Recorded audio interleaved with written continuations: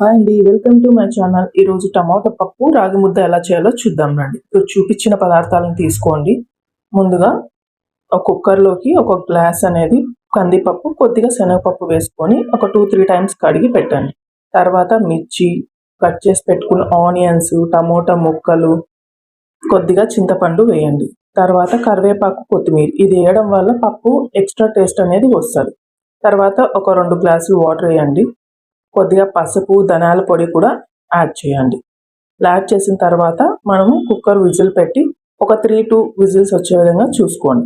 తర్వాత రాగి ముద్ద ఎలా చేయాలో చూద్దాం రండి. ఒక గ్లాస్ బియ్యంకి కడిగిన తర్వాత 2 గ్లాసుల నుండి వాటర్ వేసుకొని స్టవ్ పైన పెట్టుకోండి.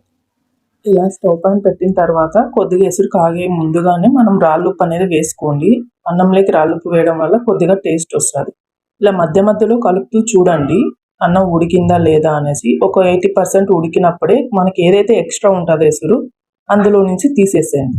తర్వాత రాగి పిండి అనేది ఇందులో వేయండి. వేసిన తర్వాత ఏదైతే రాగి ముద్ద మనం చేసుకుంటామో ఆ కట్టెతో అనేది కొద్దిగా అంతా మిక్స్ అయ్యే విధంగా కలపండి. ఇలా కలిపిన తర్వాత ఒక 2-3 మినిట్స్ అనేది మనము స్టవ్ పైన అలానే వదిలేయండి. అలా వదిలిన తర్వాత గ్యాస్ ఆఫ్ చేసి మనము రౌండ్గా బాల్స్ చేసుకుంటే సరిపోతుంది. అంతలోపు మనం పప్పు ఉడికిందో లేదో చెక్ చేసి చూద్దాం రండి. పప్పు అనేది ఉడికిందండి. విజిల్ తీసి చెక్ చేద్దాం ఒకసారి. ఉడికిన తర్వాత ముందుగా మనము ఉప్పు వేయలేదు, ఇప్పుడు ఉప్పు వేసి పప్పును అనేది వెనుపుకుందాం. ఇలా ఉప్పు వేసి పప్పు వెనుకోవడం వల్ల మంచిగా టేస్ట్ ఉంటుంది. ముందుగా వేయకుండా ఇలా చేయడం వల్ల ఉప్పు మంచిగా పడుతుంది. ఇలా వెనుపుకున్న తర్వాత పోపు వేసుకుందాం. ఒక ప్యాన్లో ఆయిల్ పెట్టుకొని అందులో ఆవాలు, ఎండుమిరపకాయలు, కరివేపాకు అంతా వేసి పోపు వేయండి. వెల్లుల్లిపాయలు ఇలా సన్నగా కట్ చేసుకుంటే టేస్ట్ బాగుంటుంది. మీరు ఒకసారి ట్రై చేయండి. ఇలా పోపు అంతా మంచిగా వేగిన తర్వాత మనం ఏదైతే పప్పు వెనుక్కొని పెట్టుకుంటామో అందులో వేయండి. కొద్దిగా జీలకర్ర కూడా వేసుకోండి, మంచిగా ఉంటుంది. ఆ పప్పు వేసిన తర్వాత ఒక 1 or 2 మినిట్స్ అనేది మనం స్టవ్ పైన పప్పుని అలానే ఉడికించాల్సి ఉంటుంది. ఇలా ఉడికించిన తర్వాత స్టవ్ ఆఫ్ చేయండి.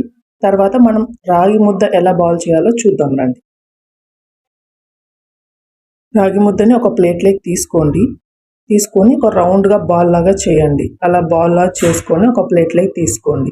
ఇలా ప్లేట్లోకి తీసుకున్న తర్వాత రాగి ముద్ద, పప్పు, వడియాలు, కారం, మిరపకాయలతో పప్పు అనేది టేస్ట్ చేస్తే చాలా బాగుంటుంది. మీరు కూడా ట్రై చేసి ఒకసారి చెప్పండి ఎలా ఉందో. Please like, share, comment. ఇంకేమైనా సింపుల్ రెసిపీస్ కావాలంటే కామెంట్లో పిన్ చేయండి. Thank you so much. Bye bye.